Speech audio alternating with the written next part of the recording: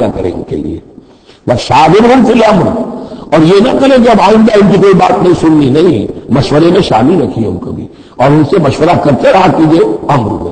اس سے بھی باہمی اعتماد پیدا ہوتا ہے کہ ہمارا امیر ہم سے بڑا کرتا ہے، ہماری بات کو اہمیت دیتا ہے۔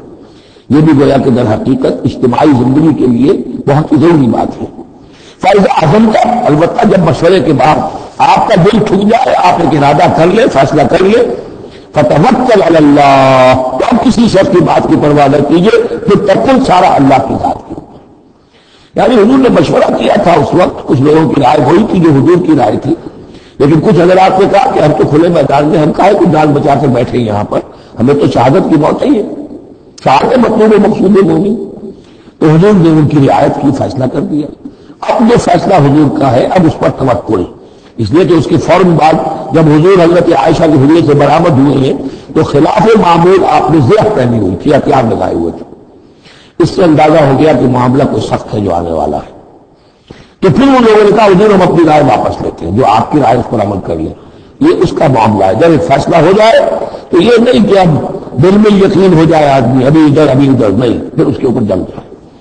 فائدہ اعظم کا، جب آپ ایک فیصلہ کر لیں فتوکل علی اللہ، تو اللہ پر توکل کیجیے، ان اللہ یحب المتوکلین، یقیناً اللہ تعالیٰ توکل کرنے والوں کو پسند کرتا ہے۔ ان ینصرکم اللہ فلا غالب لکم، اے مسلمانوں دیکھو، اگر اللہ تمہاری مدد کرے گا کوئی تم پر غالب نہیں آ سکتا، وَيَخْذُلْكُمْ، اور اگر اللہ تمہاری مدد چھوڑ دے، دستکش ہو جائے، فَمَنْ ذَا الَّذِي يَنصُرُكُم مِّن بَعْدِهِ، تو کون ہے وہ جو تمہاری مدد کرے گا اس کے بعد۔ وَعَلَى اللَّهِ فَلْيَتَوَكَّلِ الْمُؤْمِنُونَ، بس اللہ ہی پر توکل کرنا چاہیے ایمان والوں کو۔ وَمَا كَانَ لِنَبِيٍّ أَن يَغِلَّ، اور کسی نبی کی یہ شان نہیں ہے کہ وہ غل کرے۔ اب یہ غل اور غل یہ دو الفاظ ہیں عربی زبان کے، عام طور پر جو غل کا لفظ آتا ہے وہ مال غنیمت میں سے کسی چیز کا چوری کر لینا، اور غل ہے دل میں کینہ ہونا۔ تو ایک خیال تو یہ ہے، اور یہ روایات ہیں کہ حضور پر کوئی منافقوں نے الزام لگایا تھا کہ مال غنیمت میں آپ نے کوئی خیانت کی ہے، معاذ اللہ ثم معاذ اللہ۔ تو اس کا جواب دیا جا رہا ہے کسی نبی کی یہ شان نہیں ہے کہ وہ کوئی چوری کرے، کوئی چیز چھپائے۔ وَمَن يَغْلُلْ يَأْتِ بِمَا غَلَّ يَوْمَ الْقِيَامَةِ، اور جو کوئی ایسا کام کرے گا وہ تو پھر جو کچھ اس نے چھپایا ہوگا لے کر حاضر ہوگا قیامت کے دن۔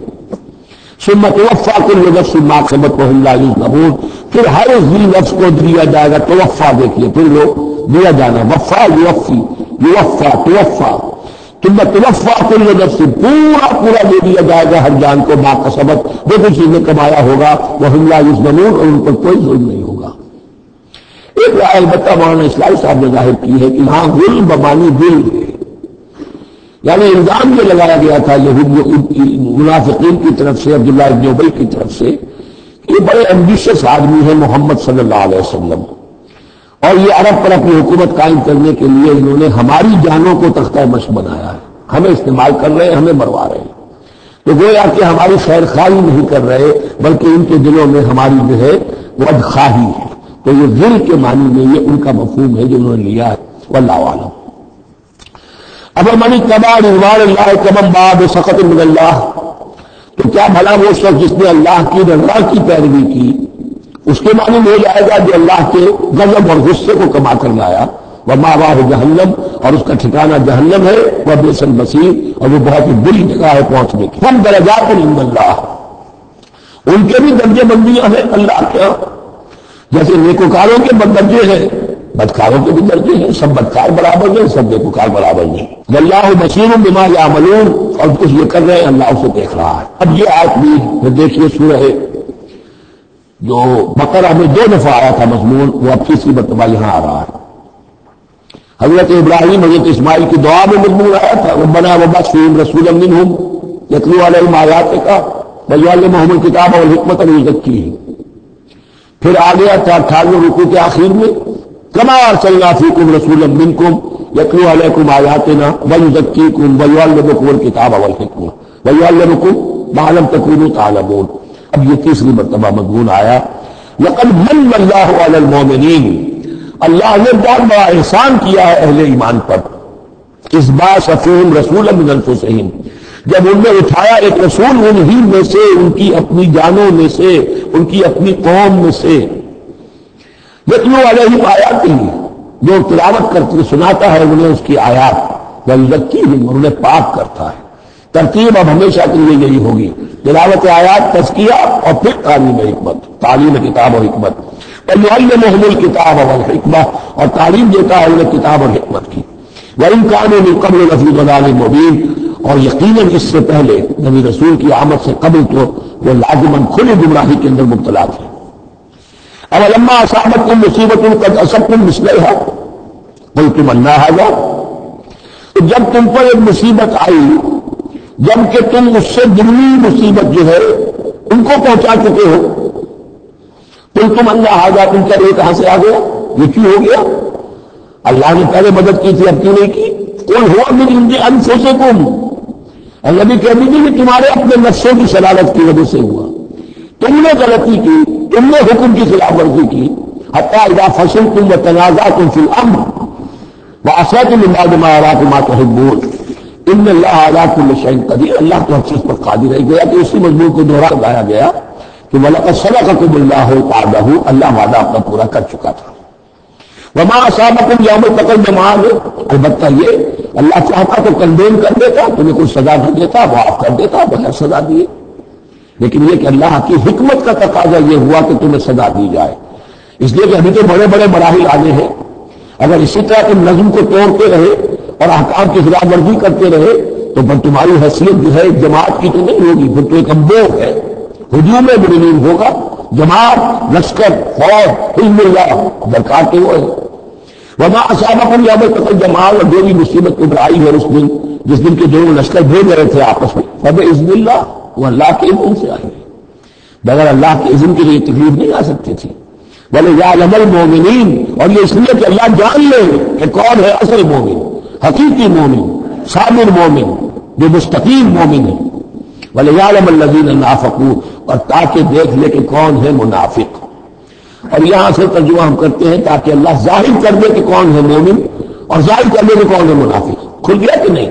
300 کو لے کر عبداللہ ابن ابی چلا گیا تو اب سب کو پتا تو چل گیا، آئندہ ان کی بات پر اعتبار تو نہیں کریں گے، وہ چکنی چگنی باتیں کریں گے تو ان کی باتیں جو ہے کان لگا کے سنیں گے تو نہیں۔ تو اللہ تعالیٰ نے چاہا کہ واٹ یہ بالکل مبرہن ہو جائے، واضح ہو جائے۔ وقیل تعالیٰ، اور یہاں وہ تذکرہ ہو رہا ہے آخر میں اس واقعے کا کہ جب کہ عبداللہ ابن ابی 300 آدمیوں کو لے کے واپس چلا گیا، اس وقت کچھ لوگوں نے ان سے کہا ہوگا کہ کہاں جا رہے ہو بے وقوفو، اس وقت لشکر سامنے آمنے سامنے کھڑے ہیں اور 300 آدمی نکل جائیں 1000 میں سے تو بقیہ جو باقی ہیں ان کے بھی کچھ نہ کچھ دلوں میں کمزوری پیدا ہوگی، جیسے کہ بنو حارثہ اور بنو سلمہ کے اندر کمزوری عارضی طور پر پیدا ہو گئی تھی۔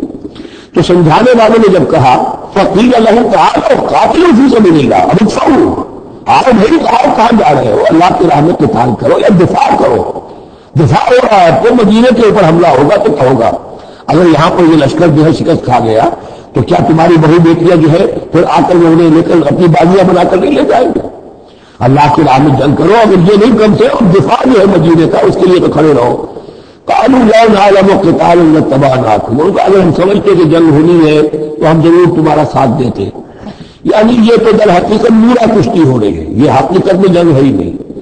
یہ محمد کے ساتھی جو مہاجرین آئے ہیں مکے سے اور یہ جو مکے سے اب آئے ہیں چڑھ کر، یہ سب ایک ہے کہ تھوڑے کے چٹے بٹے ہیں اور ہمارا ان سے کوئی سروکار نہیں۔ لا نعلم قتالا لاتبعناكم ہم للکفر یومئذ اقرب منہم للایمان، اس دن وہ ایمان کی نسبت کفر سے قریب تر تھے۔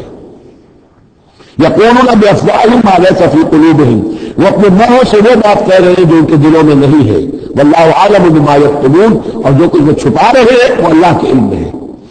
الذین قالوا لاخوانہم وقعدوا لو اطاعونا ما قتلوا، یہ وہ لوگ ہیں کہ جنہوں نے کہا، ان کے جو بھائی جو وہاں پر مسلمان صادق الایمان تھے جو وہاں شہید ہو گئے، تو جو لوگ بیٹھے رہے تھے انہوں نے کہا لو اطاعونا ما قتلوا، وہ بھی ہمارے ساتھ آ گئے ہوتے، ساتھ ہمارے چلے آتے، 300 ہم آئے تھے، وہ اور نہ جاتے تو قتل نہ ہوتے۔ قل فادرؤوا عن انفسکم الموت ان کنتم صادقین، کہ نبی سے کہیے اچھا اگر سچے ہو تو اپنی جانوں سے موت کو ہٹا کر دکھاؤ، کیا موت سے بچے رہو گے؟ کیا موت یہاں گھروں میں نہیں آئے گی؟